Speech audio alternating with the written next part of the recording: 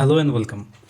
We all know that we cannot download a movie or series from Netflix. We cannot download a song from Spotify.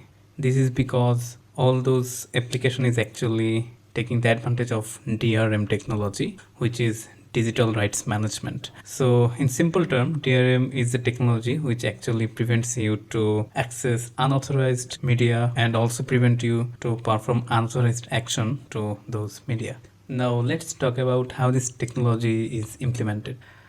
To achieve the main purpose of DRM, which is not allowing user to do an unauthorized action, all big tech companies like Google, Apple, and Microsoft work together, and this technology is actually implemented in operating system level, also in browser. When you use an Android device or iOS device or a browser like Chrome, there's some process which run in the background, which actually works as a access token or like a ticket to allow you to use these technologies. So let's say you have bought subscriptions for Netflix. So if your operating system doesn't allow you to watch the movies, you will not be able to watch. If you try to access Netflix from a different user agent and try to play Netflix video, it will not allow you to watch the movie, because before playing the content, the internal process of the operating system or browser has to allow.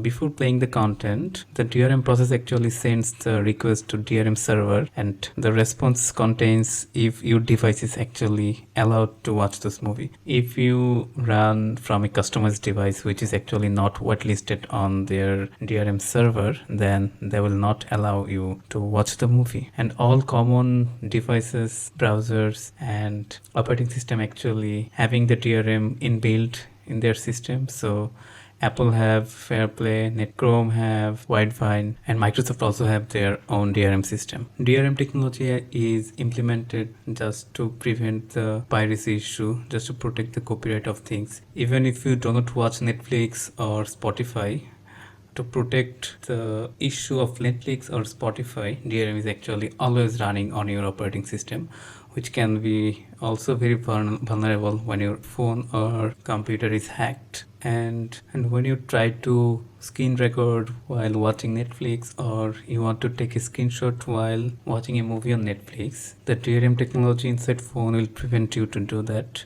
And just to have this power over your phone, the operating system is actually running an extra process always. So this is not the best way to protect the copyright of content creators, but so far this is what we have got, and this is how top companies actually doing their.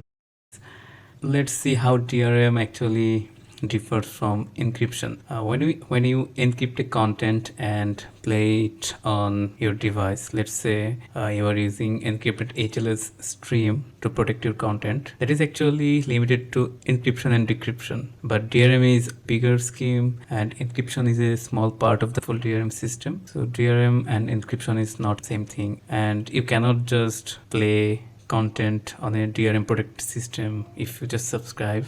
If you are from an unknown device and you want to view 4K video from Netflix, they will not allow you. So first of all, your system have to support the full DRM system, which is actually controlling your device and also keep the tech giant companies to track you down. So as I've said earlier, this is actually a secret password or a ticket system of movie. If you have it, they will allow you to have the service of Spotify or Netflix or Audible. If your system do not have it, they will not allow you. So I hope you got the idea, the basic idea of DRM and how it works in 2022. I hope this technology changes in the future, because this is not the best way to protect the copyright issue. Thank you guys for watching. I hope I will make some more helpful content on this, so don't forget to subscribe to my channel. Also, don't hesitate to write your comment or your feedback below. Thank you so much for watching.